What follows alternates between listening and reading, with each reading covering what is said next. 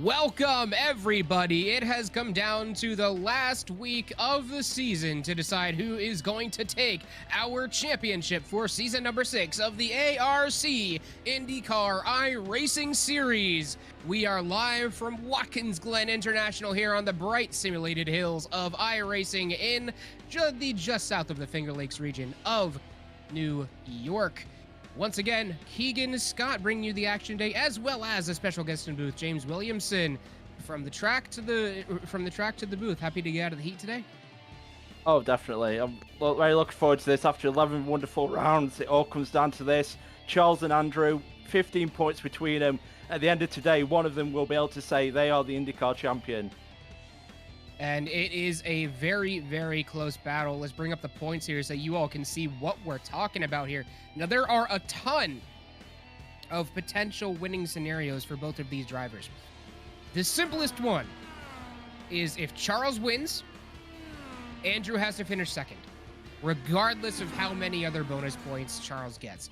However, depending on bonus points, if he finishes any further back, then we have a bit of an issue. So Charles Bertrand really wants to get a big start on this race today. He wants to open up qualifying, hopefully with the pole position. Andrew Serwick is going to be looking to do the exact same thing.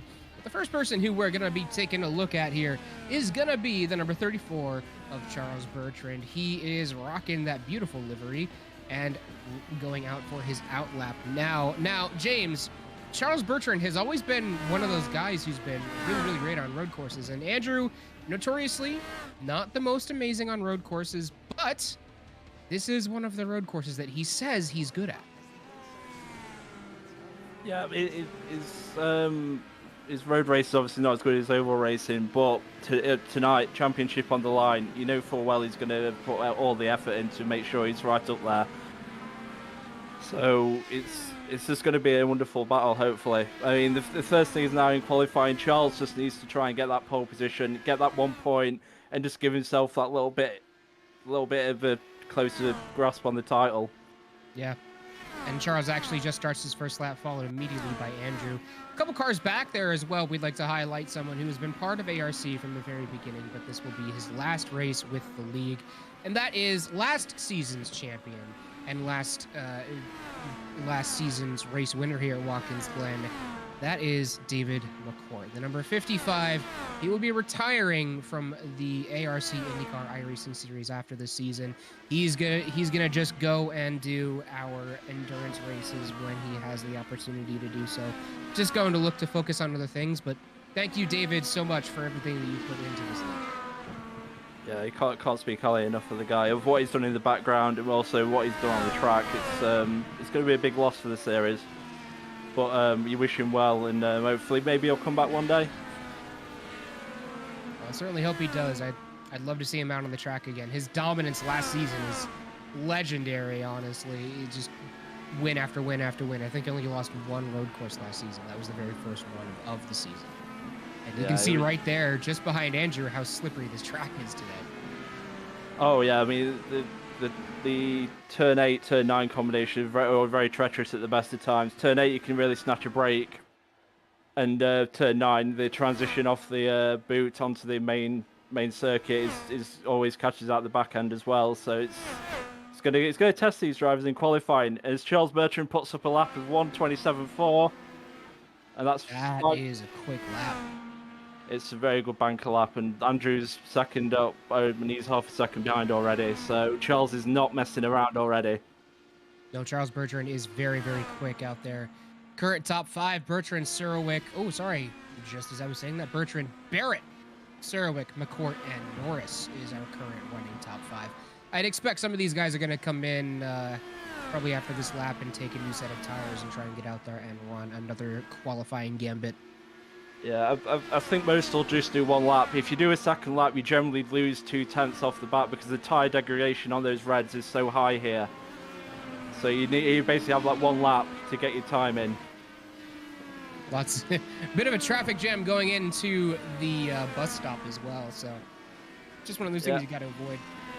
There's a lot of issues in qualifying. You just need to try and find that space. And you can see Cody's behind. Is it Eric? Looking.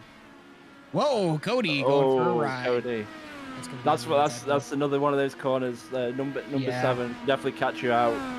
If you just touch a tire onto the outside grass there, you're going for a ride.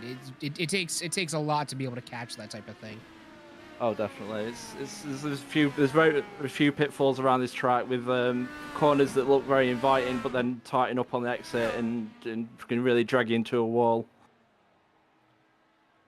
We were just looking at the number 54 of Christopher Norris, by the way, one of our 2 Limitless Esports drivers in here, and that's another smack into the wall for another one of the Limitless Esports drivers, Gregory Schull. They've had a bit of a disappointing season. I'm sure they'd love to put up a good result here today. Oh, yeah, it's a good chance for a few people maybe just to put a nice bit of a result in before the start of the new season. It's still looking like Charles is still looking up very strong by 3/10 over Cody Barrett, who still is half the himself field's 2/10 at a lap over Andrew Serowick. So this is a very tightly qualifying field. These guys are pretty close in the skill levels overall. Yeah, definitely. This is why you just need to get that lap in. I mean, Charles has got a nice lap in already, so that gives you that psychological knowledge that, you know, at least you have a lap in. For these people who are still yet to set a lap, every time out now, it's going to feel more and more pressure to get something on the board. As well, Colin Kisner has just gone top with a 27.2. Colin Kinzer, one of our newcomers to ARC for this season, just started a few races ago, but already has a win notched under his belt. So he is one of the best newcomers we've had to ARC in a while.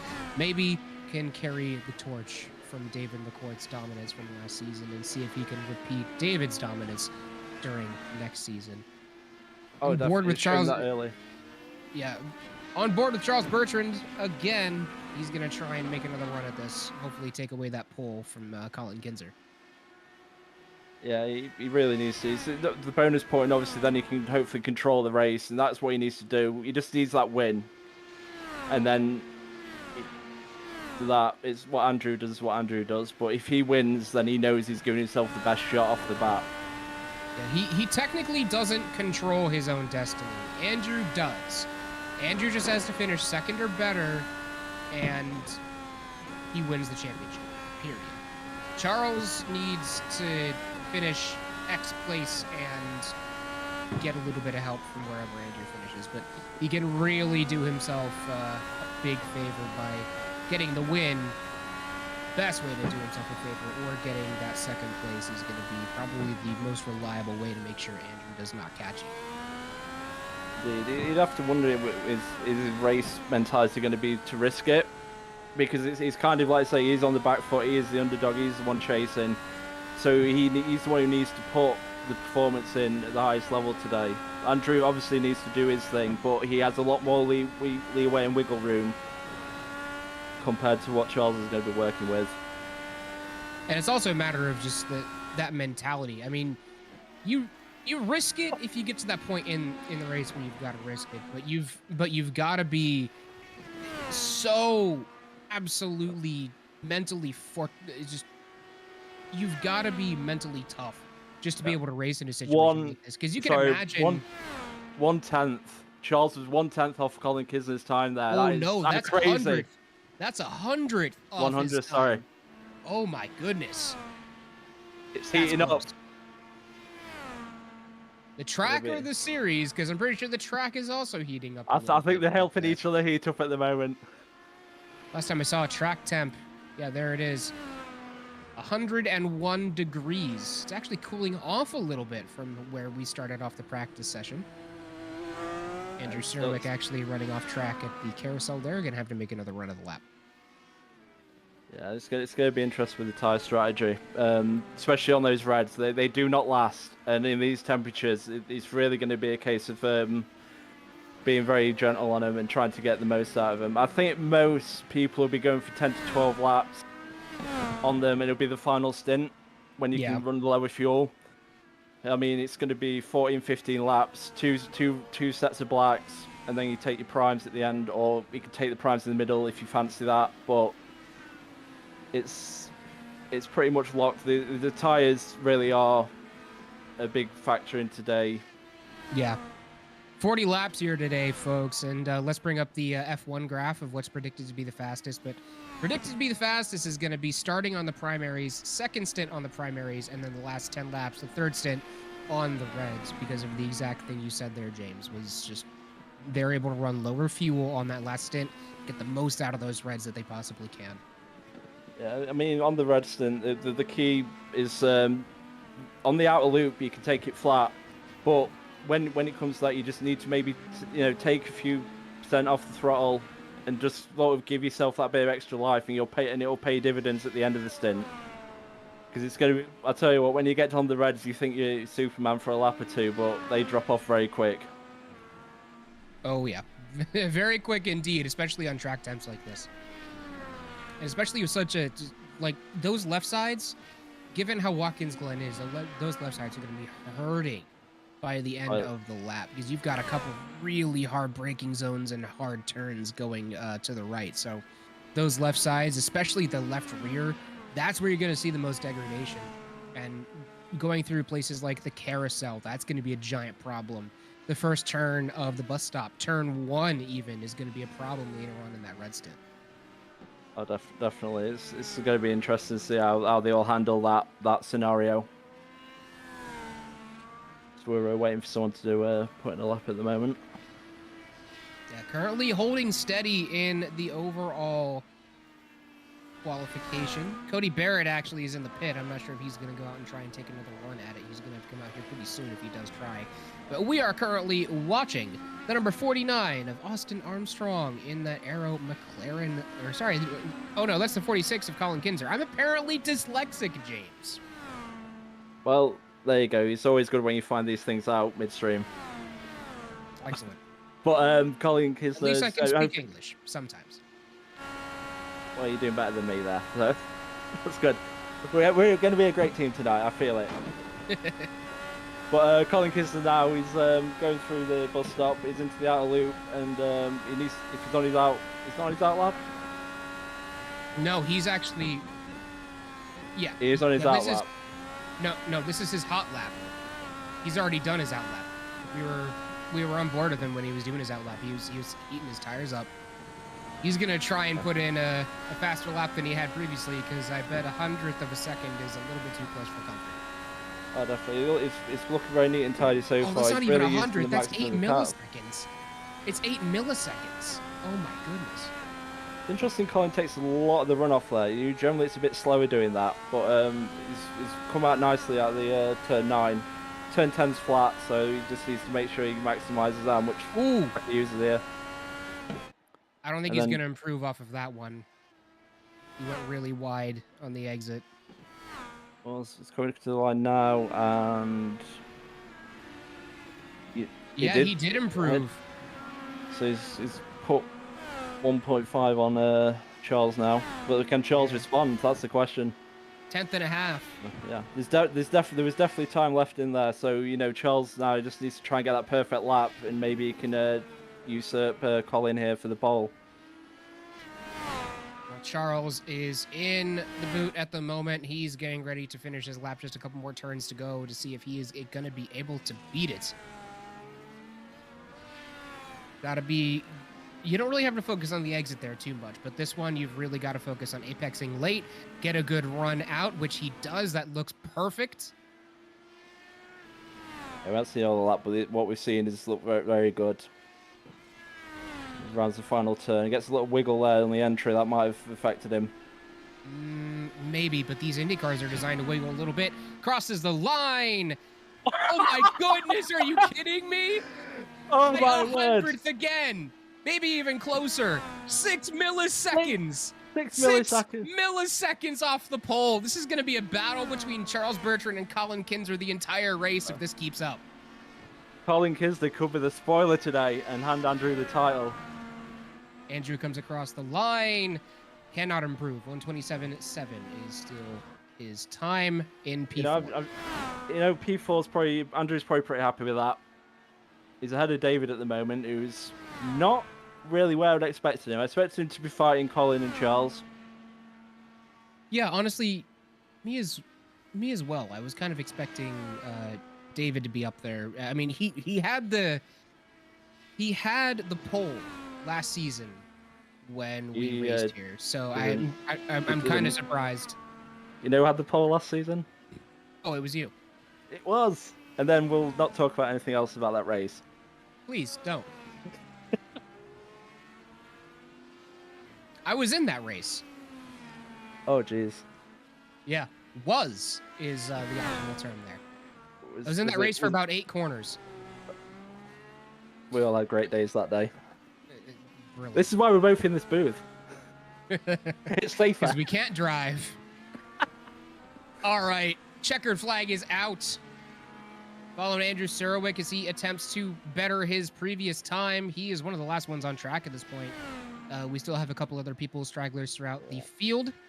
But Andrew going to go, oh my goodness, I think he had to avoid an accident there. Touches the wall just a little bit on the exit. I don't think he's going to be able to improve this one. 27.7. Can't improve. No. Well, that's, I think Wolf will be happy with that. RJ Conley with a big improvement at the end there. 27.9. Yeah, moving up to P7. RJ actually had a good recovery drive last week, too. Yeah, it's certainly getting the moves done recently. All right, well, that sets our qualifying grid.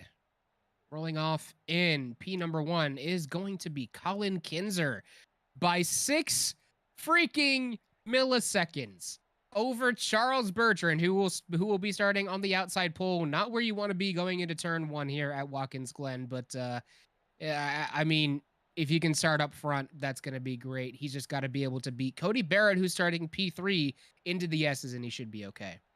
Starting P4 is Andrew Surowick, and rounding out the top 5 is David McCourt.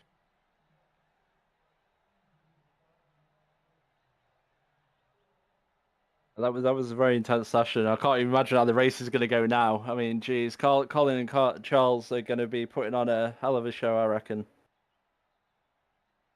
Honestly, Andrew Surowick just does not want to be where he currently is in qualifying, though. Like, it's better than we probably could have hoped for from him. However, he's starting on the outside, and he has David McCourt on the row behind him on the inside. David's going to shoot that gap pretty quickly. And David McCourt and Andrew Surowick already had an incident earlier on this year at Road America, and that ended both of their races. So let's hope there's no history repeating itself here at Watkins Glen. Yeah, it's a bit more room to work with here, thankfully. Another thing to note about tonight is there is actually an incident limit on our drivers. If they go over 15 incident points, they will be having a penalty. So we may be seeing some drive-throughs later on. Yeah, especially if they abuse that turn 1. But anyway, the rest of the qualifying grid, after a bit of a delay after qualifying, I believe the race stewards were reviewing some things. Austin Armstrong rolling off the grid in P number 6. RJ Conley in P7. John Krauser in P8. Christopher Norris in P9. And Gregory Shaw in P10. And Steven Schaefer is 11th on the grid, followed by Craig Bray. And then Eric Oliva. With Mark Feeney next to him. And then Costa is next to him with Deontay Young. Yep, thank you. And then Francesco Vasquez and Nick Jadu at the back row. Nick Jadu actually had a qualifying ban. So yes, he did, didn't he? Yeah. He did still have a qualifying ban. Yep. So here we go then. 40 laps. Title on the line. What do you think? I think it's the final countdown. I know we've been DMCA'd. No, it was less than 6 seconds. Ah, perfect. There we go. There we go. You know the rules. You know the rules. And how 100%. to skip them. I used to stream all the time. I don't know why I don't as much anymore, because I definitely still can. Anyway, 15 laps is what we're expecting for the fuel window. However, tires are going to be falling off very, very quickly, as we were stating during qualifying. So expect those times to start dropping pretty drastically before we even get to that fuel window. So it's gonna be tough for these drivers to maintain pace that whole time. Yeah, it's those final few laps with the way the braking works here, and obviously the temperatures at the moment. It's just going to be very, very rear slidey, and you just about how you can control that. But that's just going to make another interesting layer for this circuit today.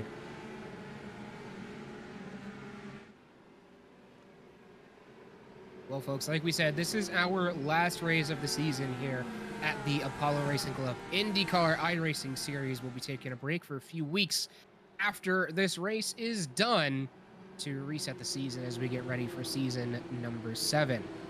But we have a champion to crown before that happens. Watkins Glen, what a place for the end to be. It has been a very back and forth season. Andrew has dominated the points for the most part, but now after a couple of really rough weeks at Pocono last week and the week before at Mid-Ohio, Charles has narrowed the gap ever so slightly, and he is ready and poised to take the spot away from Andrew Surwick, snuff out his championship hopes in the last race of the season. Yeah, a lot of drama, a lot of storylines building up to this race. Oh, definitely. I mean, you mentioned Pocono, and that could end up being the catalyst for everything for like Andrew's season. You know, if he loses it today, he'll be rethinking what happened at Pocono over and over, because that was probably going to be the race that really threw his championship away. But he has 40 laps, and he just needs to get to the end. And if anyone's from Pennsylvania, you'll appreciate this joke. You'll appreciate this joke. Pocono was the straw that broke the camel back. I don't get it. Nope, you wouldn't. It has to be local. It's a local thing. The Camelback Mountain Ski Resort is like 20 miles from Pocono.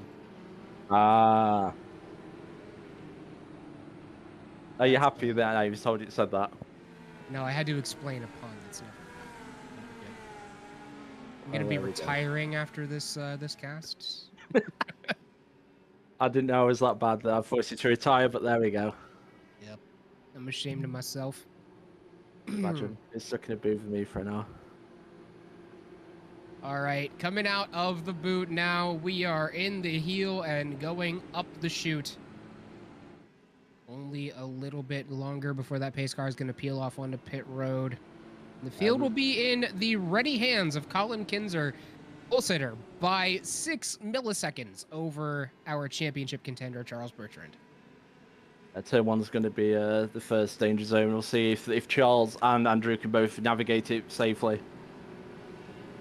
Turn 1 always causes issues here at Watkins Glen at ARC. Last season, we had a couple incidents, and my dog apparently agrees as well. But yeah, turn 1 always causes incidents here. Well, it's downhill braking and cold tires. It's always going to be a problem. We'll see how these drivers handle it. They're going to get the green flag. Colin Kinzer gets a big jump out, and Charles Bertrand covers the inside pretty quick from the very quickly attacking Cody Barrett.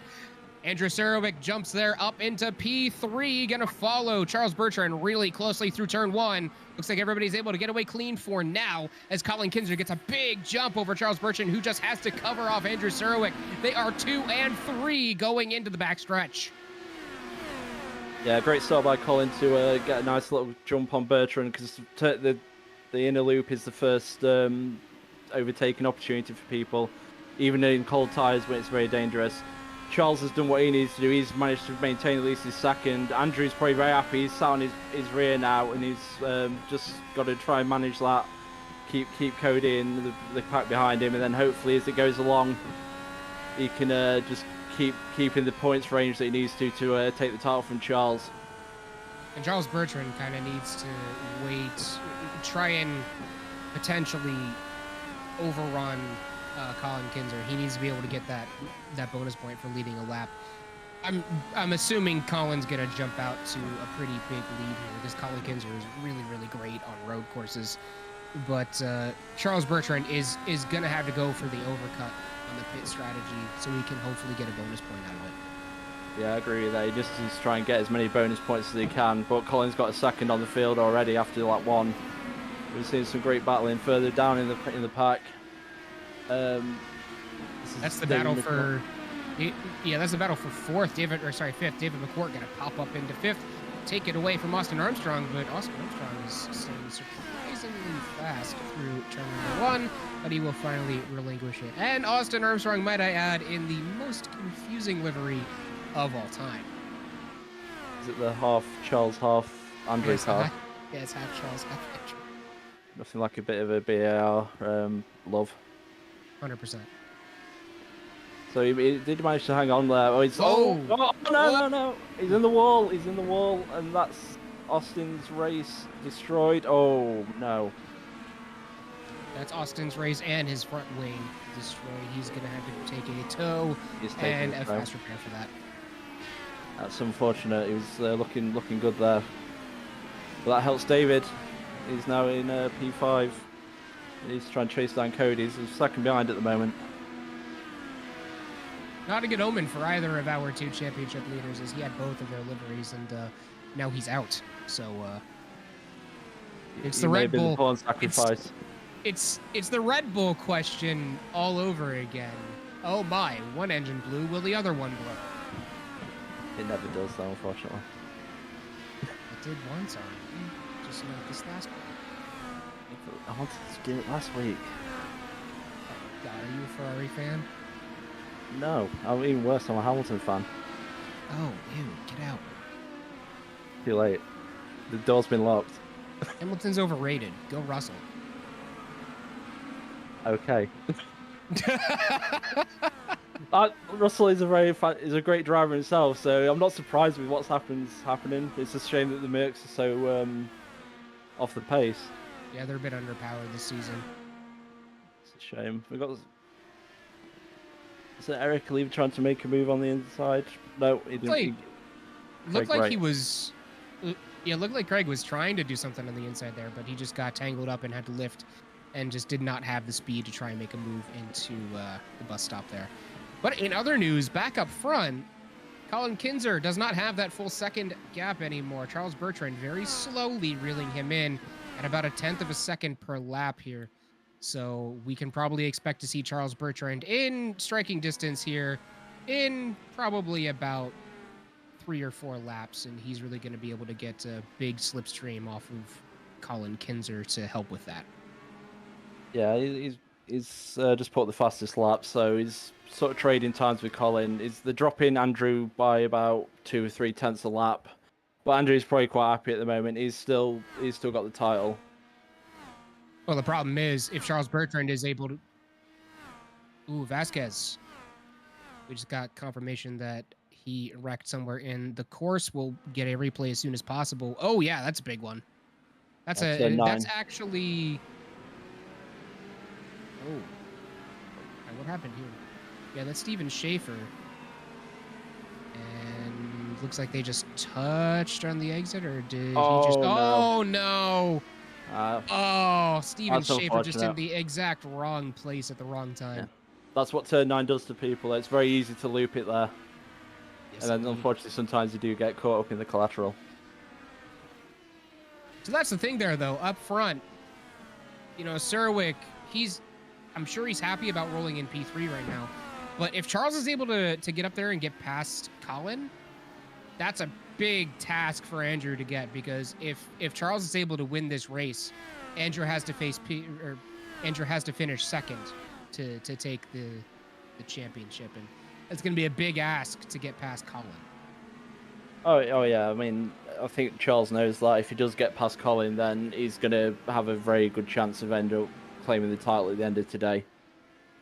But Andrew's sort of holding steady with him, so you just not sure. You know, Colin could make a mistake, Charles could make a mistake. You know, it's 40 laps. It's just in that phase now. We're just trying to get into a rhythm. And Charles is actually in the slipstream of Colin Kinzer now, so he's going to be in a bit of a good spot from here. Craig Bray, we just took a look at him. Maybe a bit of a spin from Greg Bray. We aren't quite sure. We don't have people posted all over the track, but he did fall back quite heavily, as we've seen him maybe potentially take a little bit of damage early on too. I believe he has made a pit stop apparently, so I don't know what's happened. Whether he's caught up in a in the Steven Schaefer incident, we didn't see that. I did see him around that area at that time, so maybe. I think another thing with the whole Charles get around Colin thing, he needs to be very patient because obviously you get a very good slipstream from one up to the inner loop, but making a move on the inner loop is very low risk. I mean, very high risk. Yeah, It's very much a two don't go into one, so you need a very compliant dance partner. Yeah, So I would not try and make that move here in this case. Charles Bertrand is probably going to want to make that move either into one or potentially into the first turn of the boot. Yeah, they are probably the two places that I would imagine if you want to try and keep it. Maybe the heel too. Very slow. I mean, heel's one where the problem is you can snatch a break too easily, and it's a very short braking zone. So again, do you want to put that risk? Well, I guess when a title's on the line, if you're getting towards the end and he needs to make the move, you might end up having to do that. But at the moment, he just needs to keep his head and get to the end. And then if he's not in first, then he can start thinking, yeah, I might have to just make the risky move. Something else we need to take into consideration here. Still with all 10 push-to-passes is Charles Bertrand. Colin Kinzer, we can see his gyro for just a moment. We'll be able to see if he is still riding on all 10. He's just used one on that last lap. Oh, he used one to keep Charles Bertrand behind him. That explains why it wasn't quite as much of a build back up on that back straight as he was thinking. So Colin Kinzer being forced to use some of those push-to-passes in a defensive manner, which is never what you want to be using. I mean, they're push-to-pass for a reason. You push it and you pass somebody on a long straight. That's just what you do. So it's going to make Colin Kinzer a little bit weaker later on in the race. Yeah, definitely. I mean, another thing with push to pass, if you want to get the most out of it, you do have to generally use it in turn one. And that's the only way you can get the full 20 seconds out of it. Yeah. Another thing I just thought is Charles could actually use his position to try and save a bit of fuel and get an extra lap out of this stint. You know, if you can limit his final stint on the Reds, then he can fight a bit more if he needs to then, or you know, he's just limiting his pain at the end. Yeah, limiting his final stint on the Reds, even if it's one or maybe even 2 laps, that's less fuel that you have to take, so less time fueling. That's less of wear on the Reds towards the end, so you're going to be faster overall. Plus, that push to pass burns a lot of fuel. So it's highly likely that just with that use, we're going to probably see Charles Bertrand being able to make that overcut. I've just seen that he's used another one, so Colin's down to 8 now. So obviously this is helping Charles in the way we just mentioned. You know, but it could pay off like lap 35 onwards. You know, it's going to be a long-term battle. It's certainly going to be a slugfest between these two front drivers at the moment. But we have a bit of a lull, everybody, in the action for the moment, besides this absolutely fantastic battle for P7. Well, we're just going to talk real quick about our first sponsor of the night, and that is GridFinder. Did you know that GridFinder is the best place in the world to find your next sim racing league? They have a ton of leagues on there on various different simulators, from iRacing to Assetto Corsa to ACC. They even have Project Cars, F1, and a whole bunch of other simulators on there too. So go and check them out when you can. It's grid-finder.com. And ARC is a GridFinder approved league. Special dispensation for us. Thank you very much. Pat self on back. So if you're looking to get the most out of your next league, go check them out on GridFinder. And that is grid-finder.com. Wonderfully read. And Nick DeJude and Eric Lever and Dante Long are putting on a great little battle here. But Nick DeJude seems to come out ahead now, and he's put a bit of space on. But Eric Lever and Deontay Young going into one. Wow, that's very wide. Oh yeah, that's going to be that's definitely an off track 100%. And that's something that we haven't really touched on too much tonight is the potential for off tracks making their way into the strategy. I think it was so far off. He actually got a penalty there. Oh, did he? Oh, there is actually a chance to get a black flag penalty if you go out too far. And he certainly looks to happen there. This battle for P7 rages on as we have RJ Conley, Gregory Shaw, and Christopher Norris all battling it out for that P7 spot. Norris and Shaw got to be careful of each other, though. They're teammates. Yeah, you don't want any teammates colliding. Oh, it is a final race, so they might not be teammates next year. And if they signed for the crash, same definitely esports not. org, so. All Yeah, right, they're signed okay. for the same esports org, so they're a team Oh, one way or another. Oh dear. Definitely no contact Ooh, then. smoke. Cody Barrett was off track for a second. He's going to lose a bit of time. Still within a second of John Krauser ahead of him, though. Yeah, I think didn't he just drop down behind Krauser and McCourt there? I think so. Yeah. Well, it's a shame. He was the winner last week, wasn't he?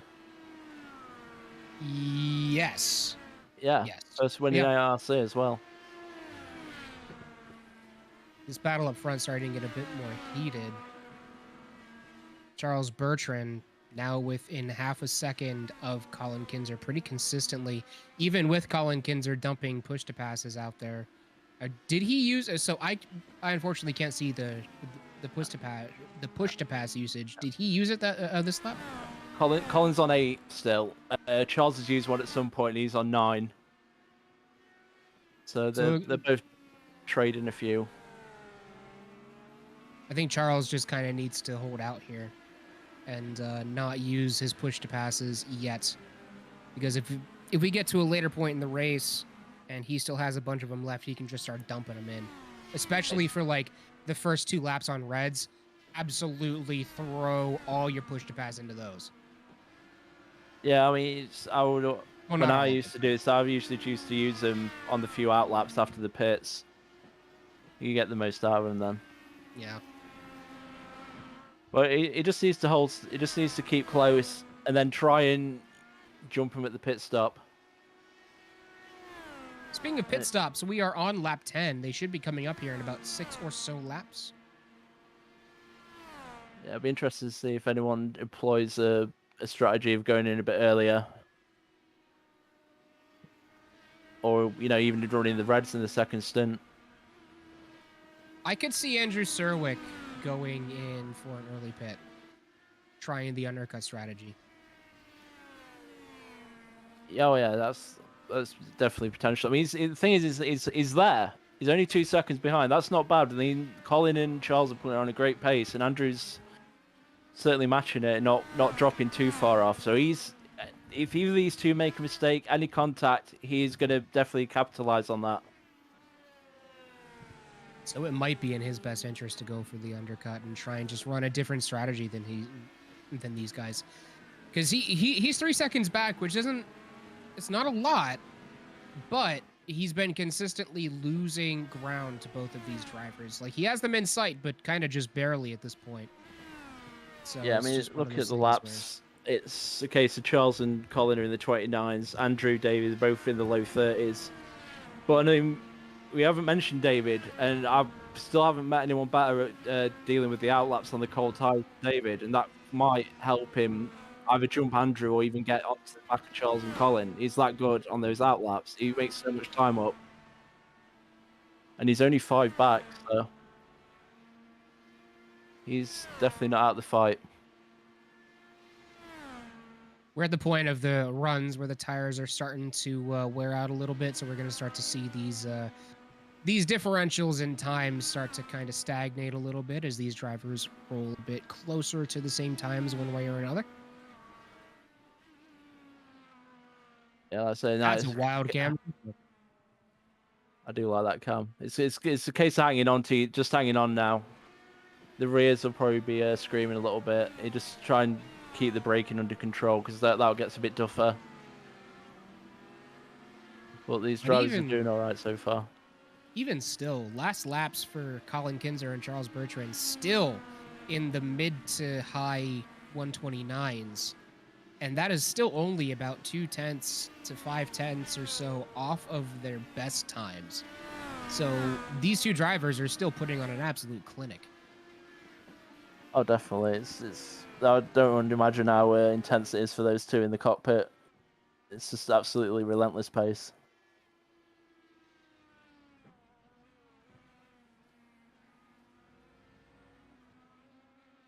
Oh, that's a runoff for Charles Bertrand. That might be a slowdown, actually. That was pretty. That was pretty wide. And you've got to be smart about where you take those runoffs. So it's like you can abuse that turn 1 in a calculated manner, but you're gonna get a 1x for it. And as you stated, we have a 15x limit for penalties tonight. And that's something that Charles Bertrand cannot afford to have.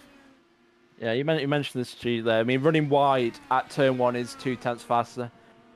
So you can use that to your advantage if you're trying to close someone down, but you still have to be mindful. You've only got 15, and also I'm not sure what the stewarding's going to be in terms of people overtaking after running wide through turn 1. Will they frown upon it? It will almost certainly be frowned upon if they use the outside of the track to complete the pass when they otherwise could not have. Yeah, I would imagine so. It's been done before this season. So on lap 12, and like I say, pit stops anytime now for these front cars.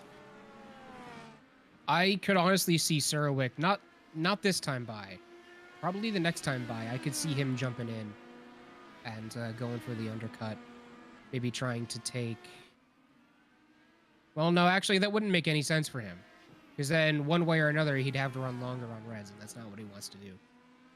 So come to think of it, he probably shouldn't take the undercut strategy. Yeah, mate. I would imagine he would probably keep it pretty safe on strategy, which would just be running the maximum amount you can on blacks twice and then taking the reds. I think he just needs to maybe react if Charles does get round Colin, because then he will need to make something happen. Which so far that has not happened. Charles Bertrand actually has been losing roughly 1/10 of a second per lap to Colin Kinzer, but that's yet to be seen as to what will happen when we go in for the pit stops. Speeding on pits happens all the time. Accidents happen on the exit too, so they've got to be careful. It's just that first lap on cold tyres, very treacherous. In a loop especially, you take that curb too much and you're in the wall. Especially with the Indy cars, they bounce like crazy if they go over a bump like that. Yeah, it's such a fast section, and if you get a bit unstable, it can go wrong very quickly. I wonder if Charles is losing time because he took so much life out of his tyres in the early part. That might be part of the case. Colin's dropping in quite heavily now. 2/10 a lap. So folks, coming to the pit stop phase. So folks, if the standings right now hold, then Andrew Surwick would be champion. If Charles Bertrand was able to get past Colin Kinzer, Bertrand would be champion. That's how this works out. Yeah, I've got to say, if 1 and 2 flip and the rest stays the same, Bertrand is champion. Yeah, it's poised beautifully, really. This is what we wanted. You know, it's so intense and on a knife edge. It's just literally one move by Charles and everything changes. Come to think of it, you know what? Charles Bertrand might actually be going for a bit of a fuel save here, too. He might be trying to save up for an extra lap, which is why he's falling back so heavily. Trying to work that overcut strategy to his advantage. Save up a lap on the primary tires both times. Yeah, that's 2 less laps you have to run on the reds. Yeah, it's certainly something I suggested earlier. I mean, he probably should have been doing it for the whole stint if he's having to back off so much now. You know, when he was right on Colin's gearbox, all he needed to do was lift off slightly. He would have still stayed within range. And he would there he goes, peeling off. That's Charles Bertrand into the pits. He's the first one to blink. He is, but I'm not sure if that's a blink or if it's a calculated eye closing. So it was a very interesting entry to the pit lane there. Yeah, it almost looked like he wasn't sure if he was going to do it, and then he decided last second. Yeah, it did feel that way. I mean, it's a treacherous pit entry anyway. I wonder if he's going to go for reds. That'd be a bold call at this stage. Andrew Sarowik by default moves into the second place. Colin Kinser still has yet to pit as well. And on blacks actually is Charles Bertrand, so he's going to be back out and away. I think we just saw a car have an issue at the exit of turn 1 as well. I think that was Nick Jadu. This outlap's crucial now. He needs to really get the power down, and keep himself in range, and then he'll have a lap on Colin and Andrew and everyone else to re-attack with the warmer tyres, and that's where he needs to strike. It might be his best chance. So right now, Charles Bertrand is about to go into the toe of the boot. Colin Kinser is coming out of the final turn now, and he does spear off into the pits. Colin Kinser is into the pits. Are we going to see Andrew Serwick follow him? No, Andrew Serwick is not going to go into the pits, so he's actually going to lead a lap and get one of those bonus points. So it instantly takes away Charles's advantage if he did get to lead a lap. Moves him one step closer to that title. Charles Bertrand is still going to be rushing to try and get out of the pits before everyone else possibly can. I've got to say the pit stop did work really well for Charles there. He fell into a nice gap, no one around him. Let's look at the exit here. Let's look at the exit here. Going out of 1, Colin Kinser gets out ahead of him just barely. But he's got the warmer tyres, and like I said, he needs to get a move done on this lap if he can get close enough. This is where the push to pass needs to happen. I'd be hammering on that as much as possible. The push to pass is on, we have been told. Is he going to try and make a move into the inner loop? He's not quite close enough. He would have to go for a dive bomb, which is not a wise decision, but he has these super warm tires. He could look to make a move out of the carousel going into the first corner of the boot. Is he going to try and get to the inside? He's close, but not close enough. Was looking to try and beat him into the corner, but just could not get there. Yeah, he's running out of opportunities now, but the closing speed during the inner loop was crazy. You can see our difference on the tyres with warm against cold, but also apparently Colin's actually taking the reds. Yeah, he has. So, wait, no, he isn't. I'm looking at his. Oh. Okay, I guess our view is showing a little bit. Yeah, iRacing glitch. They're showing Colin Kinser visually as on the primary tires, but he is actually on the reds, as we have been told. Yeah, it's showing him on reds on what I'm looking at. So it's an interesting strategy call. This is obviously going to give him an advantage early on. He's going to pull away from Charles now, but this is also a good indication for everyone watching to see how fast these reds drop off. Because at the end of this stint, Charles will be all over him again. Oh, yeah, 100%. And Colin Kinser is going to have... Colin Kinser is actually going to have to pit first. And Sarowik also on reds. So he's going to go for a bit of an off strategy from everybody else. As we said, though, that might not benefit him all that much. We know Bertrand is on black tires, so he's going to have the advantage for the final stint. Less fuel, less time fueling in the pits, and faster tires. This race is far from over. Yeah, I think this has actually made it even better because you've got the different strategies on play. So this final stint is going to be absolute fireworks with Charles on the reds, and Colin will be on the blacks again probably. So what Bertrand needs to do right now is he needs to save up his tires for the next 10 laps. If he can do that, then he's going to put as much into those tires as possible, completely use them up over the next 5 laps, because we're expecting the red stints to be probably 10 or so laps for these drivers, because they can go the rest of the time on fuel. So he's going to have to use those tires as little as possible for the next 10 laps, save them up, and then during those 5 laps where everyone else is on reds, absolutely destroy them, use them up completely.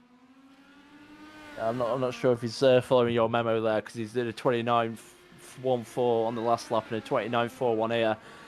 Colin's done a 28.9 though, so he's using his reds up. Yeah, Colin with the fastest lap of the race. Yeah. Well, I'd say it'll be interesting. They'll equalise very quickly, and then Charles will have the advantage. And it's all about, can Charles get past while Colin's still on the reds, get a bit of a gap, and then hopefully pit and come out ahead of Colin, and then he'll be on the reds. and he'll be controlling the race at that point.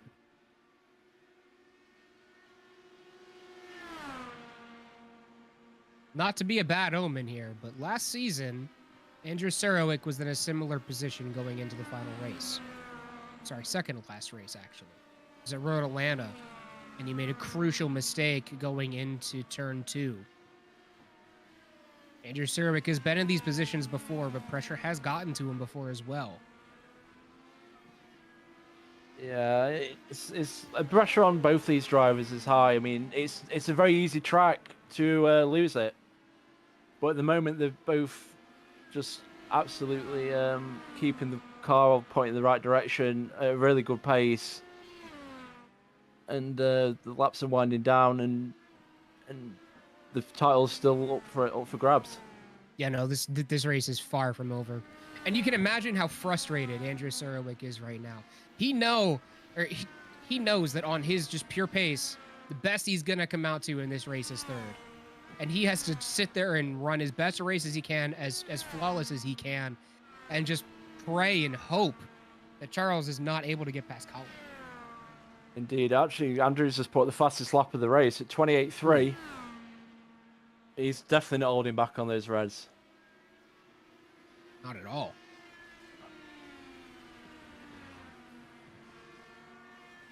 But that does mean they're going to get used up pretty quickly here. I'd say, yeah, it's arriving his tweets early, but then you do pay for it very quickly with these tyres.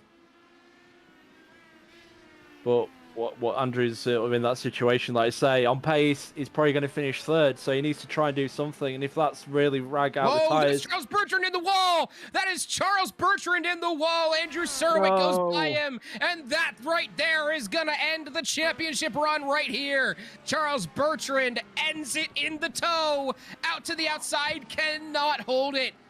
Andrew Sarowick sees it, he's chuckling the whole way by. It's going to be Andrew Sarowick, assuming he doesn't completely wreck it here, and even then, it's still not going to be enough. Andrew Sarowick, as soon as he completes this lap, is officially the ARC Season 6 IndyCar iRacing Series champion. There it is. Yeah, I think he's going to lock it down now and just take it very easy. That was crazy. Charles did something that's very easy to do at that turn. You know, you just get slightly wrong on the braking point, and you're wiggling out into that wall. It's a shame that it's ended this way. That's just a matter of pushing, and then you push too hard. Yeah, this is what this track does. It bites very quickly, and Charles unfortunately has found that out today, and it looks like it has cost him the title. Sarowick can completely bin it here and be just fine. He can, but I'm sure he just wants to try and finish in the right direction. Oh, I'm definitely certain. I just wonder, like I say, if he's gonna turn it down a bit now on the pace. He really has to take. He's got no risk to take. No. He is certain to win the championship now. Absolutely no risk. In fact, he could just let David go by him at this point for all he cares. David Sarowick. David McCourt out behind him, just taking it at a leisurely podium pace. Yeah, he's having a very quiet final race. It's just very lonely for him. Indeed. But he's on a podium spot at the moment, as he usually is in the road courses.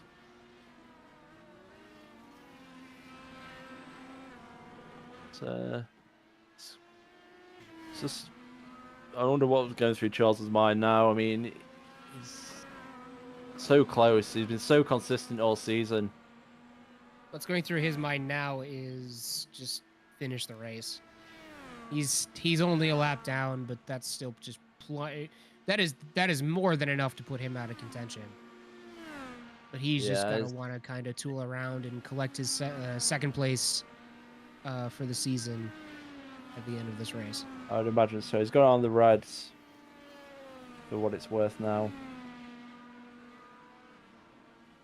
I mean, I'm trying to figure out, is there a scenario where if Andrew crashes, could Charles end up back in his position to win the title.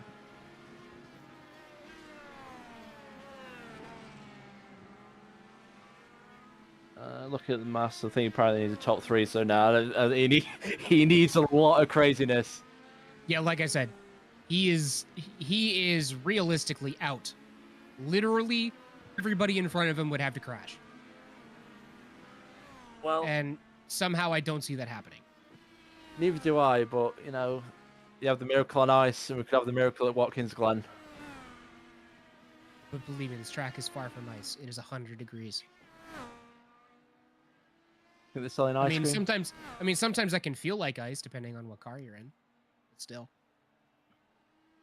It's very true. Are they selling ice cream? Hey, James, can you walk down the stairs and see if they're selling ice cream at that booth down there? I will be right back. While he's going and looking for that, we're going to talk about our second sponsor tonight.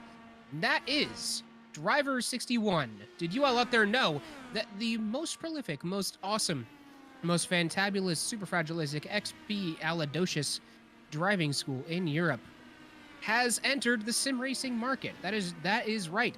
Driver 61 is now offering their fantastic tutoring services for on-track performance, for on-simulated track performance. Every time you jump in with one of their instructors, you're guaranteed to gain a little bit of time as long as you follow their directions, and I know I could certainly use them. So that's why we have a discount code here for ARC viewers. It is ARC Driver 61. That is ARC Driver 61. That is your promo code to get 20% off all of their services over there at driver61.com. So go over there, use that discount code, tell them we sent you, and hopefully can improve your on-track performance.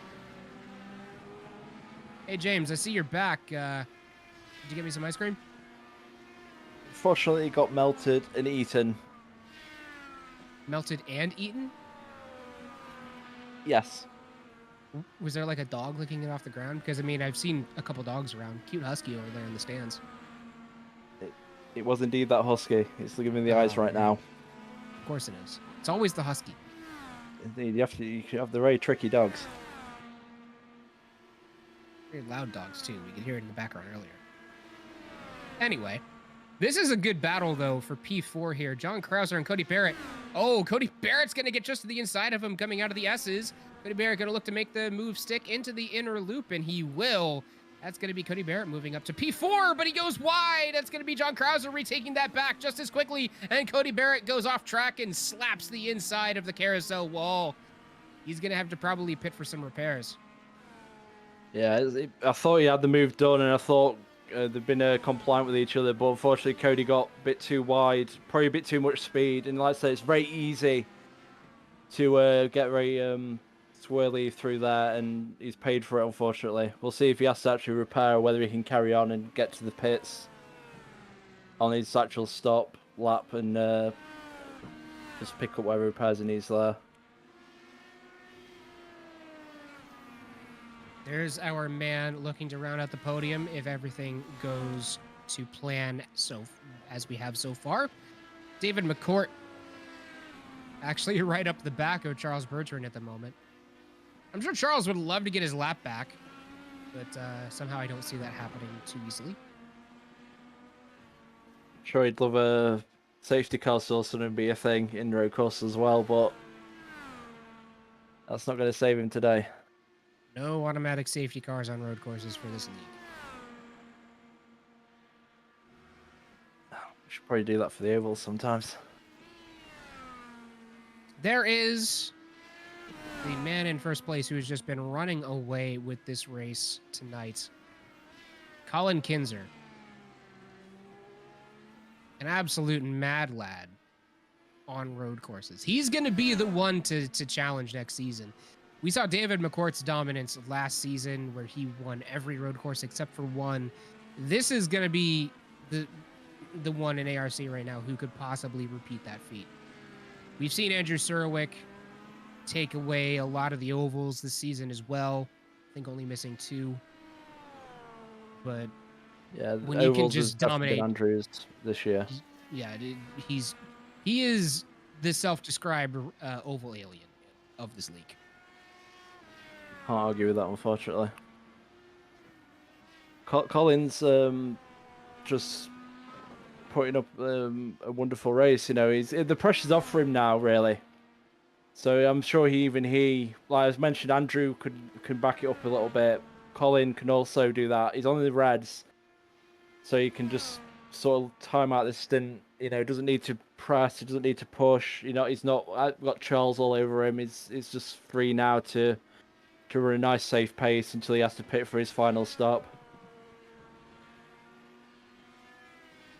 Like I said, Colin Kinzer, last race he ran with us at ARC was at Mid-Ohio, where he took a first place finish. Previous to that, he ran at Homestead, Miami, where he came in 14th. Not the best on ovals, even he'll say that. But then before that, second place at Barber, missing out just barely to Joseph DuPont, another one of our road course aliens. Never sticks around for the whole season, but always comes in and just snags the random victory on a road course. You know, just normal things. He's just like to arrive, win, and leave. You mentioned Colin not being great on ovals. I mean, for this league, you find that you have the people who are up for the title. They'll be specialising in one of the disciplines, and then it's a case of just trying to maximise result on the discipline that you don't feel as confident on. So Andrew obviously will always say road courses for him are a bit of a problem. So it's all about it for him. It's always just trying to keep those top fives going, and then take his dominance on the ovals. And over the season, obviously that puts you in that position to get the title.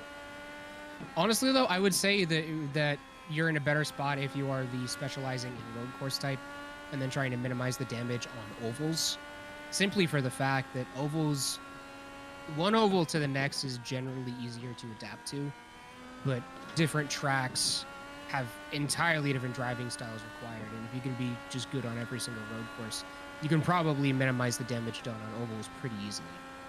Yeah, true. I mean, the thing is, ovals, well, they have that coin flip element with the yellows and just the general style of racing. You know, a lot more can happen, a lot more can go wrong. So yeah, I agree. If you've got the road courses down, then you're always at maybe a slight advantage. But it's just the case that if you can do both, then you'll always be laughing. Back and forth here with the RJ Conley and Cody Barrett battle at the moment. Sorry, I haven't mentioned RJ much, but he's worked his way up nicely. He's just outside the podium positions at the moment. Honestly, RJ has had an upward trajectory season. This is I guess his rookie season with ARC. Technically, he did run a couple races last season, but this is his first full season with us, and he's had a very upward trajectory season, getting better and better every week. I suppose these cars you really need to put the time in. They are tricky to learn, but then once you do learn them, they are kind of a joy to drive at times. Just one thing to mention: David McCourt is now leading, so he's going to get at least one lap led on his final start. That's a good way to go out. Yeah. Colin and Andrew both pitted. Obviously, they both would have pitted earlier because of taking the reds in the second stint. So, just kind of getting to that phase again for the second set of stops. Yeah, but we have about a 5-lap window this time where we're probably expecting to see some drivers. Well, we already saw them pit with 15 to go. We're going to see some others pit with 10 to go to take reds. It just matters, or just depends on which strategy you're running today. Definitely. The strategy's a bit more varied than I expected, if I'm honest. Usually it's just a case of taking the reds on the final stop. But two of the three leading drivers went for the reds on that second stint, and it'll be interesting to see if it actually pays off for him. That actually makes this the battle for second for now. Overall, probably going to be around fifth, but RJ Conley currently holds that podium spot, followed by Cody Barrett. And these two have just been battling it out for the last 2-3 laps. Even longer, honestly, if you count the lap that Cody Barrett smacked the wall on the exit of the inner loop. Yeah, that's another thing to wonder. Is Cody actually carrying a bit of damage? I think he is, honestly, because he hasn't really been able to make those big moves, those big aggressive moves in any of these corners. I also be a bit scared after what happened last time, so they're timing it out in his little bean car. Beans. Is it Got beans? 4 beans on now. Wait, is it beans? Oh yeah, they're traffic cones. Sorry. Yeah, they are traffic cones. Yeah. Don't hit Someone's the got to traffic. give. Oh my word! My goodness, no one gave, and it was one of the very Cody. few times going through the inner loop that that nothing bad happens. I was fearing the worst there, but Cody and RJ made it work. 2 into 1. You didn't think it was going to happen, but it did. And that's a good move by Cody. You can know he's put a bit of a gap already on RJ, so he's trying to cement that 4th place, or the current 4th place after the pit stops have gone through. Yeah, he was probably being held up a little bit by RJ there, and he's just gonna go like, yeah, I'm gonna take this and just slip by. Okay, there we go. And bye. He's gonna take off. He's already opened up a second gap. Collins actually coming up on them now, so see how he handles this. Not to deal with any traffic or really any passing all day. Yeah, this really isn't for position. For Colin, it's more just don't get into an incident with these two. Because they still have to pit yet. Yeah. So I mean, they should be in the next lap or two, so we shouldn't have this issue for too long. Yeah. I honestly wouldn't even be surprised if Colin isn't able to quite get up to them. You know, just not quite there. He is 2 seconds back from RJ Conley, so that's true. But he was 2 seconds faster on in the last lap, so I mean, he is an alien. He might be able to do it. it's always possible, but I guess also he'll probably be thinking, I don't want. Oh, there we go. RJ, there we go. Yeah, he that's what he wanted to not have happen in front of him. Yeah, no. Thankfully, RJ had enough control over the car, even though he was off track, to not cause any real issues. So Collins got past that. RJ had a code brown, but that was definitely a bigger code brown for Colin there. Oh yeah, you probably saw the wind flying up in a shard of carbon fiber there. 1,000-yard stare while in an Indy car. That just a standard for these drivers. Yeah. Anyone who's ever run an oval with ARC, I've seen things, man. I've seen things. It's not. I wouldn't recommend it, man. The Daytona was always an interesting one. That was probably the scariest race I've been involved in. Oh my goodness. Did we even run Daytona this season? I completely forget. Not this season, no. Last season. No, yeah, we did. I think we were smarter this season. Yeah, Daytona in the Indy cars is like, imagine like NASCAR, except you can't bump draft. It's just if you touch anyone, you die. And you do that for 60 to 80 laps. Yep.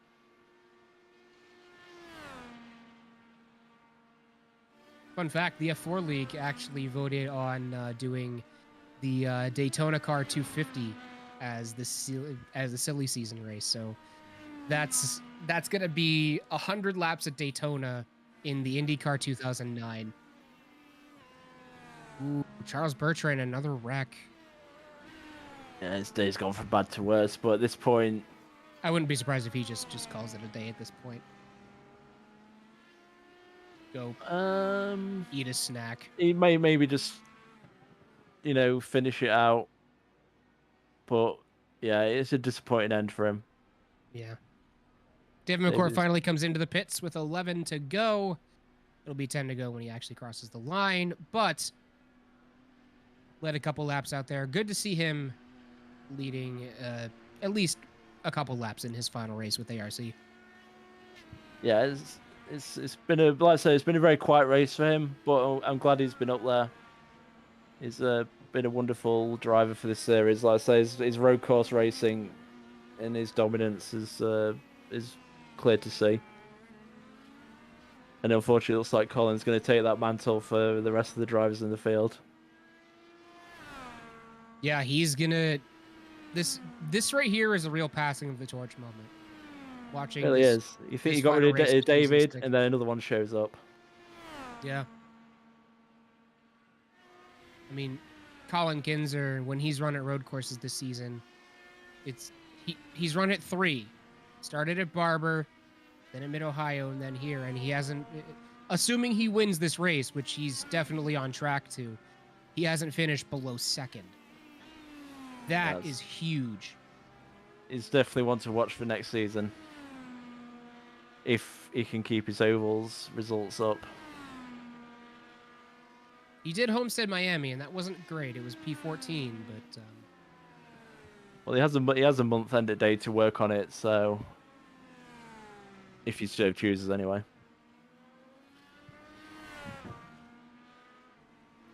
But you just have to take it out to him. It's been so controlled today. He was under pressure from Charles early on, and he handled that.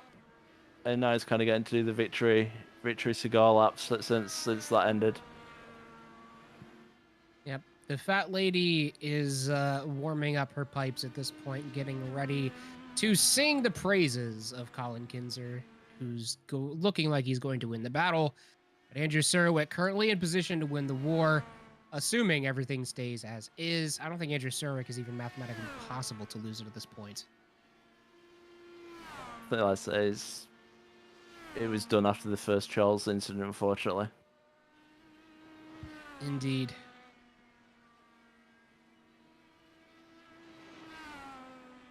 Andrew is such a great competitor, though. He deserves the title. But then Charles also has put up a great season. I mean, his consistency is crazy.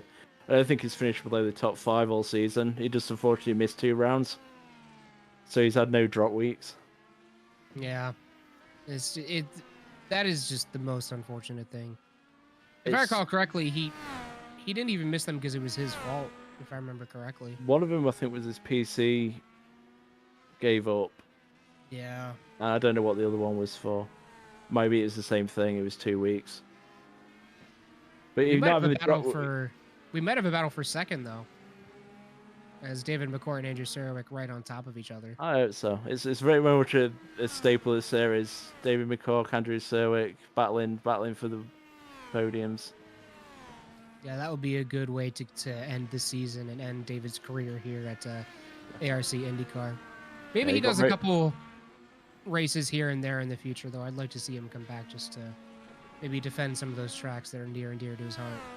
Oh, definitely. I assume he will be lured back at some point. The siren song of the IndyCar is very strong.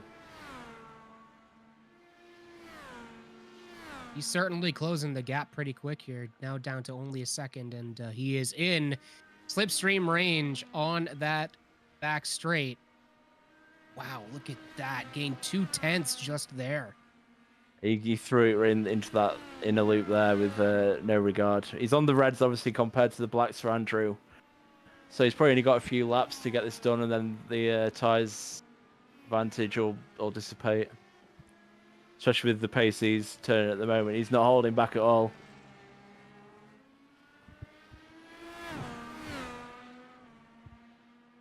He just wants to get past Andrew for one final time. Let's hope this doesn't mirror their incident at Road America,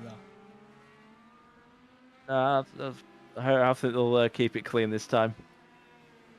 Mainly because I'm sure David doesn't want to end his final race with an incident. He's had a rather just clean but lonely race, and it's probably a bit bittersweet for him, if I had to guess. Yeah, he just got into that no man's land. His pace was too much for the cars behind, and he was just not able to really close in on the cars in front. And he's definitely profited from Charles' incident, and now we're seeing the difference in the strategies from earlier. So Andrews took his reds early, and now he's being chased down by David.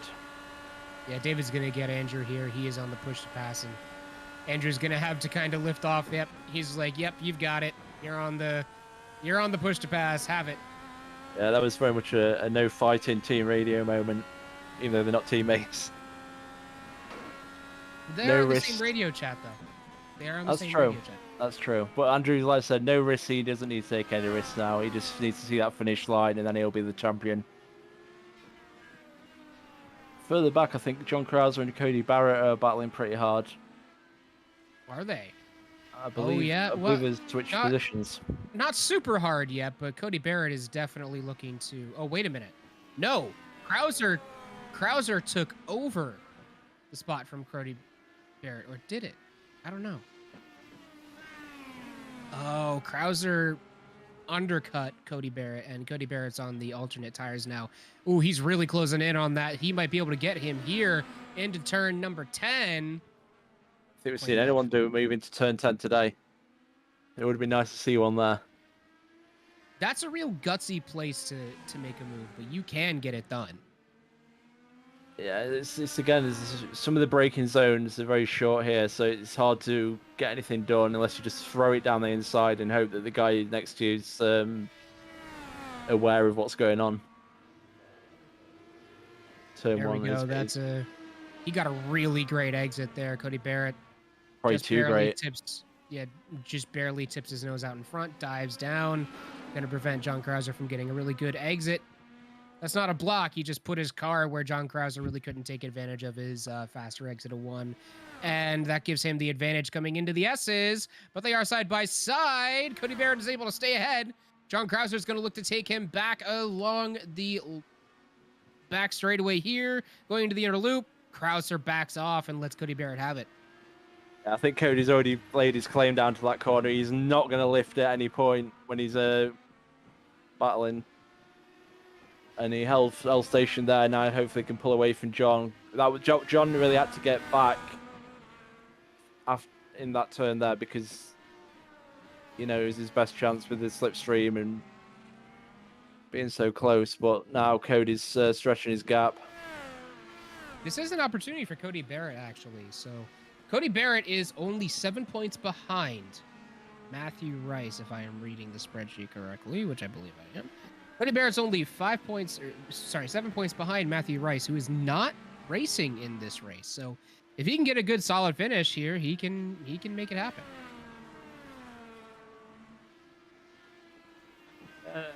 Like I said, obviously the title fight was everything today, but there is position swaps potentially further in the field, and everyone just wants to finish as high as possible. I remember last season I ended up stealing third on the final day.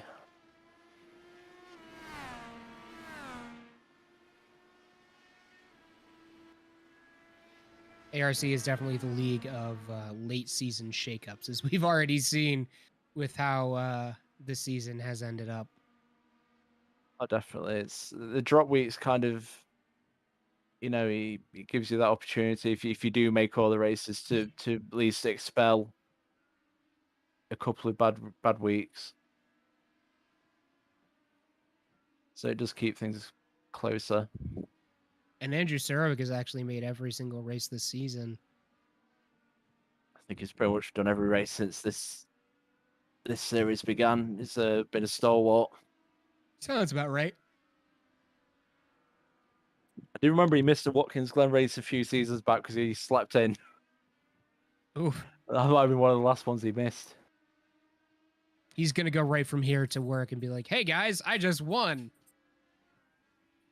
I assume he'll be spraying champagne on his colleagues later. I know I would.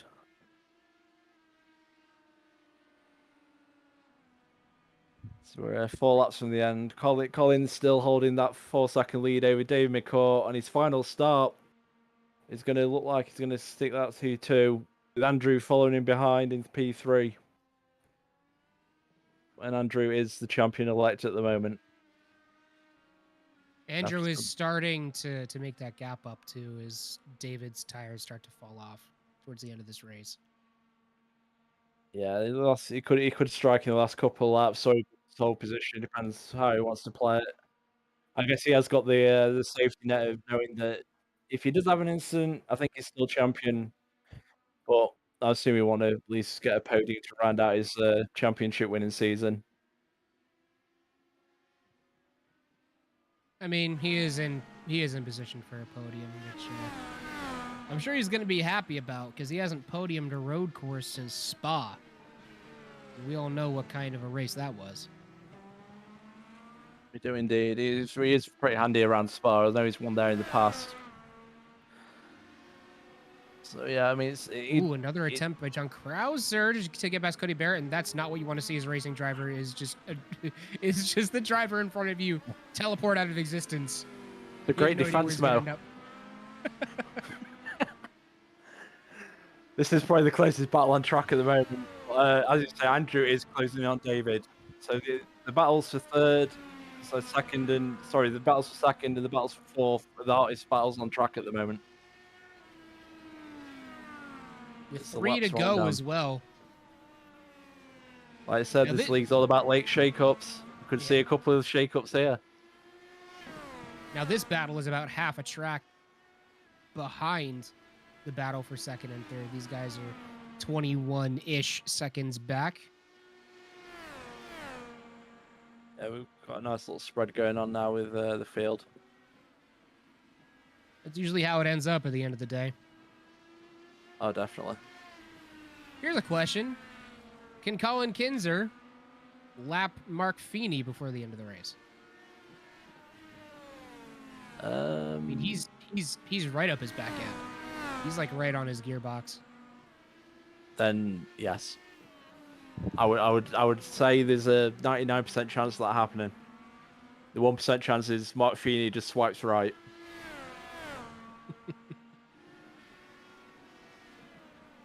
Man, this battle between John Krauser and Cody Barrett has not ceased. Cody Barrett was able to finally get back by John Krauser, but he's still keeping him in his sights.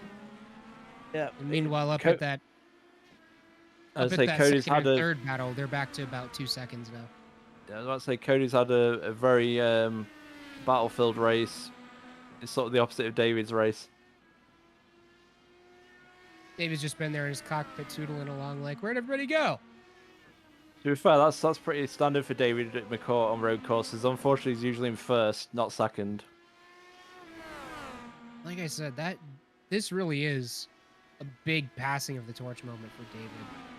Because he's going to finish behind Colin, who's probably going to take over the road course mantle for ARC. It does look that way. It's definitely showing it.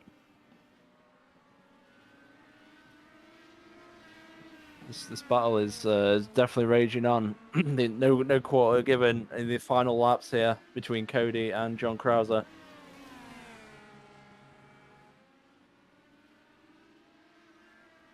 They are just duking it out. John Krauser's going to look to the inside, into the toe. Not going to be able to get it done. The faster exit's going to be on the side of Cody Barrett as well. So John Krauser's going to have to look to set up that pass, maybe into turn 1 if he thinks he can do it there. But we start the final lap of the race as Colin Kinzer crosses the start-finish line for the second to last time. And we're 1 lap away from the end of this ARC Season 6. Indeed, it's been a wonderful season. And like I say, Andrew is probably going to finish out champion, and what a worthy champion he'll end up being. But man, Cody and John, 1 lap left. Is John going to make the move into turn 1 like Ooh. He gave up on that. Whether these drivers have push to pass left is the question. They're both on push to pass now, so it's going to be just a matter. Oh, Cody Barrett has 3 left. And this is John's final one, so he has to take the risk here. And we already know that Cody is not one to mess with in the inner loop. He's not going to back off. Oh, he goes through the grass, though, and teleports away. The improbability drive has taken effect. Like I said, there's no greater defense than teleportation, and Cody's using it to full effect here. Yes, indeed. Whoa, bit of a slider on the outside. John Krauser's going to take advantage of that, but Cody Barrett still has that push to pass that he can use in the foot of the boot. What a great... By the way... dive underneath there by Yeah, hate to cut away from this battle here, but Barry has the checkered flag in his hand for Colin Kinzer to take the ARC Season 6 race finale at Watkins Glen International Speedway. Second place will be Andrew Surowick, and he is our champion for ARC Season 6. David McCourt's going to take the podium in his final race with ARC, but now we cut back to this John Krauser-Cody Barrett battle. Cody Barrett was not able to take it away in the sole of the boot. John Krauser's going to go through turn 13 for the last time and cross the start finish line in fourth. And Cody Barrett will round out the top five. John and Cody definitely put on a great battle there at the end. So congratulations to John. It wasn't quite podium, but a very strong end to his season. But there's our winner, Colin Kinzer, who, like I said, he looks like he's the road course man to beat in the following seasons, especially with David taking his bow out today. Yeah. Big shout outs to David McCord. Been such a huge part of this league and just making everything happen. Thank you, David, for everything you've put into ARC. Yeah, like I said, David behind the scenes on the track, absolutely first class. So can't thank him enough. And let's say hopefully the Siren song does lure him back one day, and we do get to see him on that track again in the IndyCar. I do hope he at least returns for a couple. I know he has a couple tracks on here that are soft spots for him. So seeing him return for those would be absolutely massive. But our finishing order is as such, as Colin Kinzer is going to come around to go do his burnouts on the front stretch, I'm sure. And there it is. Colin Kinzer going to round out in that first place spot. Andrew Serwick takes second on the podium, as well as the season championship. David McCourt going to round out the podium in P3. John Krauser in P4 with Cody Barrett in P5 after a big battle between those two. RJ Conley finished in P6. That's a very strong end to his season. Eric Oliva, 7th. Deontay Young comes 8th, and he's the last guy on the lead lap. Mark Feeney, who did end up getting lapped by Colin Kisner, finishes 9th. And unfortunately, Charles Bertrand, 2 laps down, finished 10th. And he's the last finisher, I believe. Yeah, he was. Craig Bay is classified 11th, but he retired. And Stephen Schaefer, 12th. Christopher Norris, 13th. Nick Jadu, 14th. Gregory Schall, 15th. Unfortunately, another bad end for his season. Francisco Vasquez, 16th. Costa. Cheta Constantino. Thank you very much. His finishes 17th. And Austin Armstrong, unfortunately, gets the unlucky honor of being 18th. Indeed, wrecked out on lap 1. But folks, don't go anywhere. We will be right back with a couple interviews with our podium as well as our season champion, Andrew Serwick. Don't go anywhere. We'll be right back.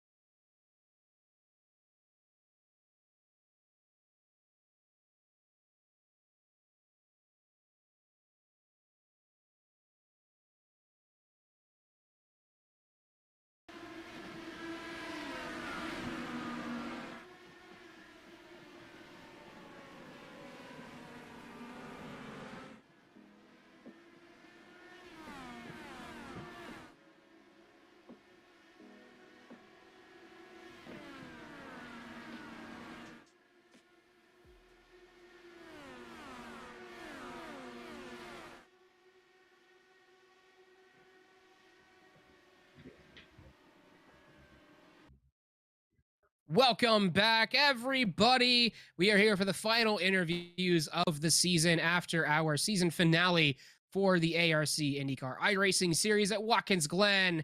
We have first our third place finisher, the bottom step on the podium, but still a podium in his final race with ARC, at least as a full-time driver. David McCourt, thank you for joining us. And thank you from the bottom of my heart for everything you've done here for ARC.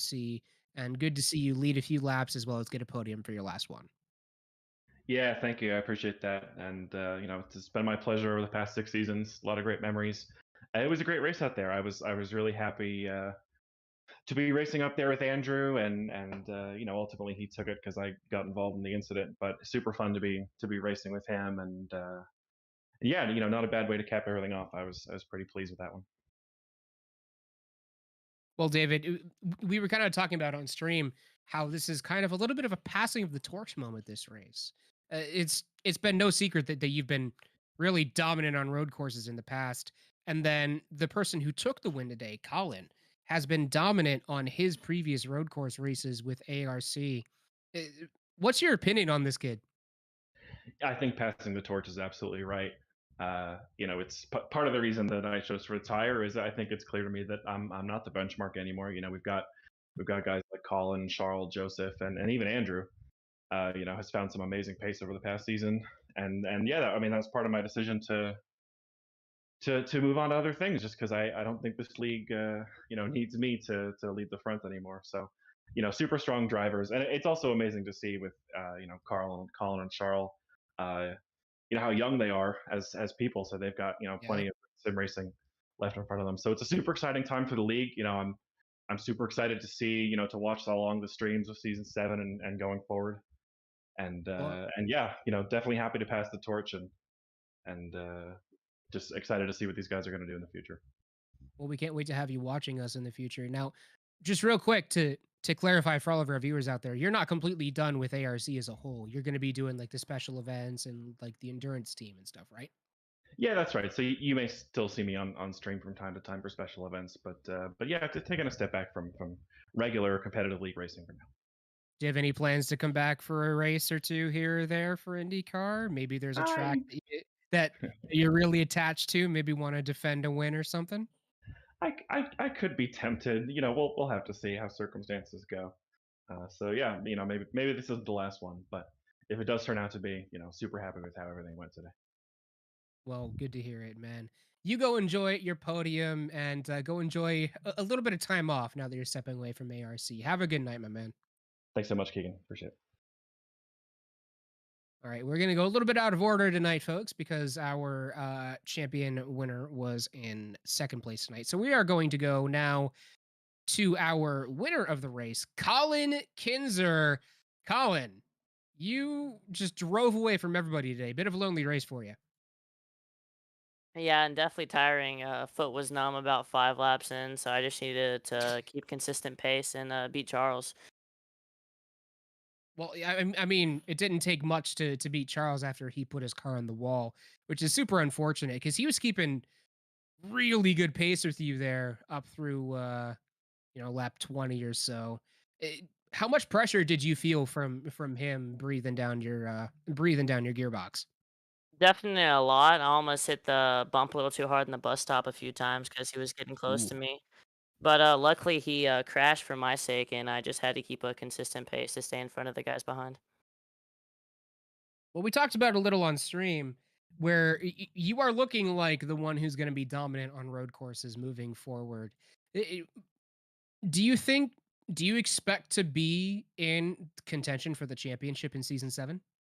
My oval pace is probably not. I'm terrible at ovals on these Indy cars, so it's Well, gonna be a lot of luck involved. you never know because you can be really good at one, and then as long as damage limitation happens on the other one, I think you'll be all right. But I I know I certainly would love to see you come back and fight for the championship in season 7. How about you, James? Oh yeah, definitely. I've one actual other question. You took the Reds on the second stint. Was that always your plan, or did you change it up after Charles put you under so much pressure in that first stint? Well, my plan was to go obviously primaries at the start and see what tire I could use at the second stint because I was running consistent on the blacks about mid 29s. And then I went on the reds to try and pull away from them a little bit and then see if I could do a two stops on the reds instead of one. But I realized the tires dropped out about a second a lap after about lap 4, so I just went back to the primaries for the end. I mean, if Charles hadn't have put it in the wall, do you think you could have held him off for the rest of the race, or?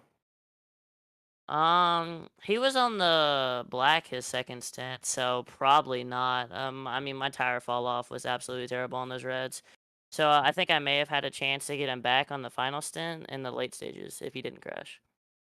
Plus, we saw a couple of defensive push to pass uses by you early on in the race, so he would have had that push to pass advantage later on. So it would have been really hard to hold him off. Yeah, definitely. I'm just glad he bent it. Well, Colin, congratulations on your big win.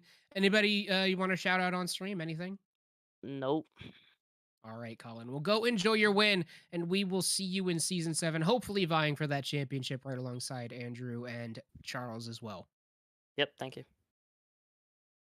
All right. And then, last but absolutely not least, in fact, the most, we are going to go to our series champion for season number 6, Andrew Surowick. Congratulations, podium today and the championship on the season. How are you feeling right now, man? Relieved.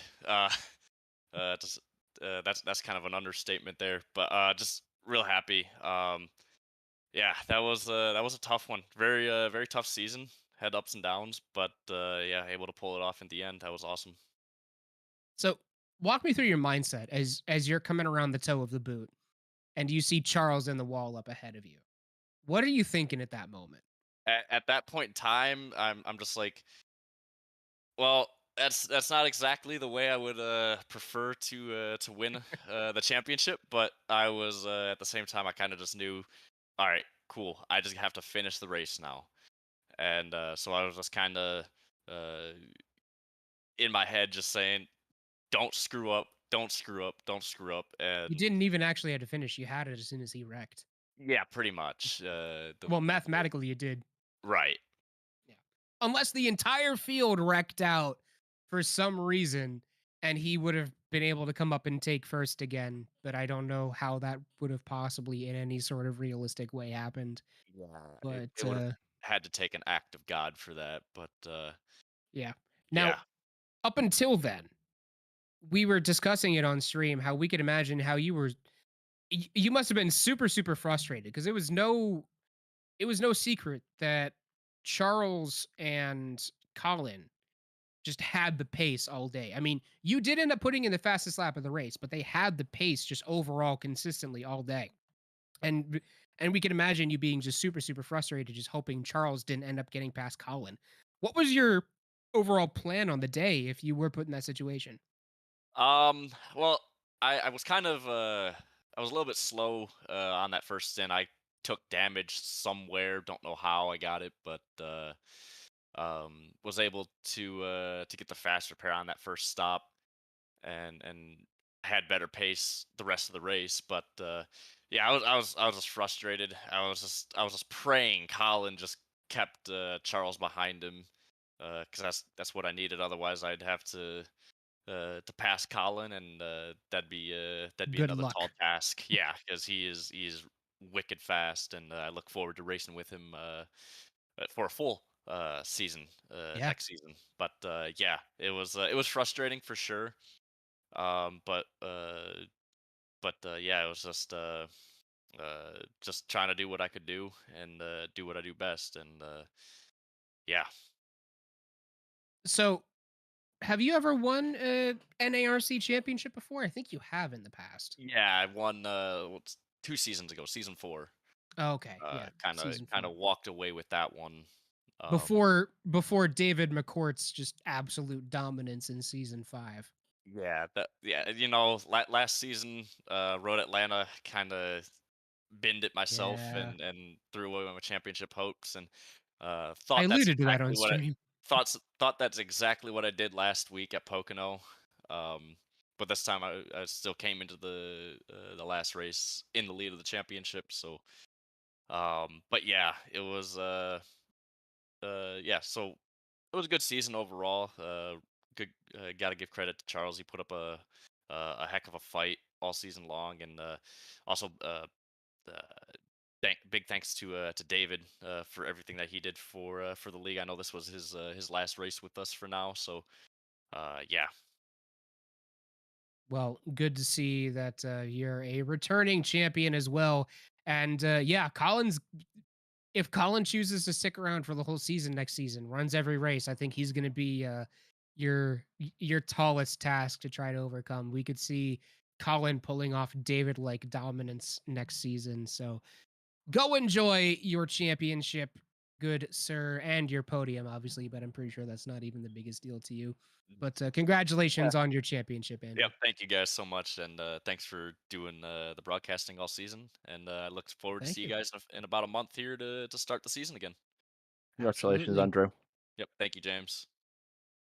All right, everybody. Well, the fat lady has sung. She warmed up. She has performed her act, and now she is returning to backstage as we wrap up another season here at the Apollo Racing Club IndyCar iRacing Series, sponsored by Driver 61 and Grid Finder. James, it's been amazing having you in the booth with me for this last race.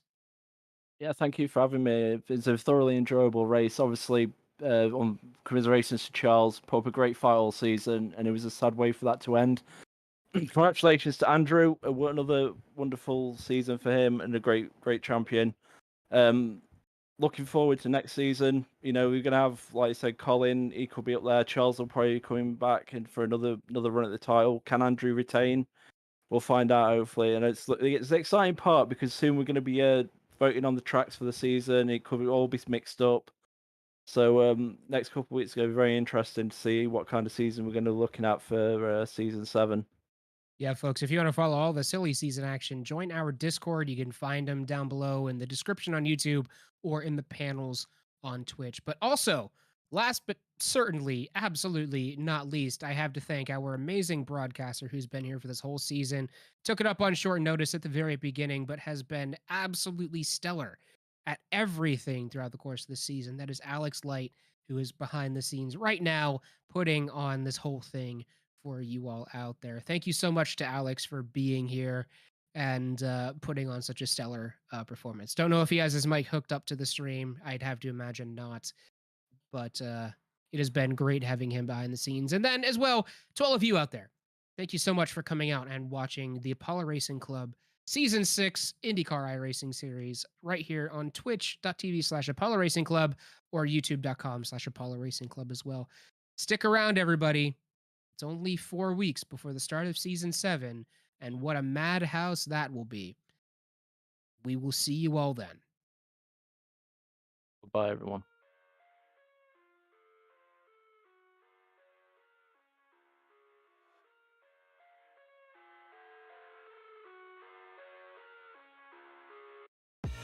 I live inside my own world of make-believe. Kids screaming in their cradles, profanities. I see the world through ice covered in ink and bleach. Cross out the ones who heard my cries and watched me weep. I love everything. Fire spreading all around my room. My world's so bright, it's hard to breathe, but that's alright. Hush.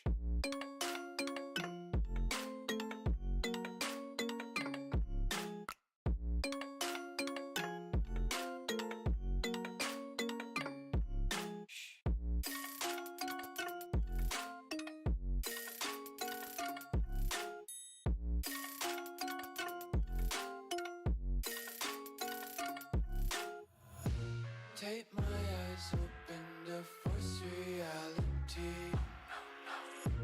Why can't you just let me eat my weight in glee? I live inside my own world of make-believe. Kids screaming in their cradles, profanities. Some days I feel skinnier than all the other days. Sometimes I can't tell if my body belongs to me. I love everything. Fire spreading all around my room. My world's so bright, it's hard to breathe, but that's alright. Hush.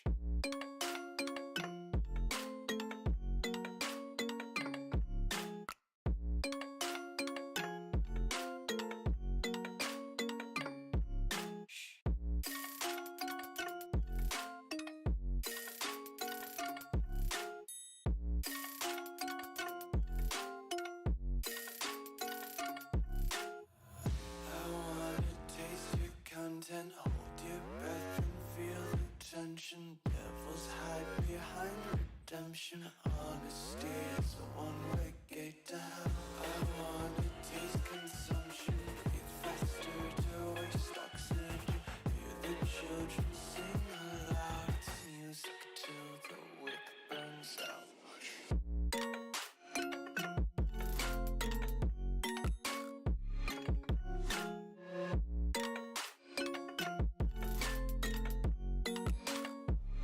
Just wanna be carefree lately, yeah. Just kicking up daisies. Got one too many quarters in my pockets. Counting like the four-leaf clovers in my locket. Untied laces, yeah. Just tripping on daydreams. Got dirty little lullabies playing on repeat. Might as well just ride around the nursery and count sheep.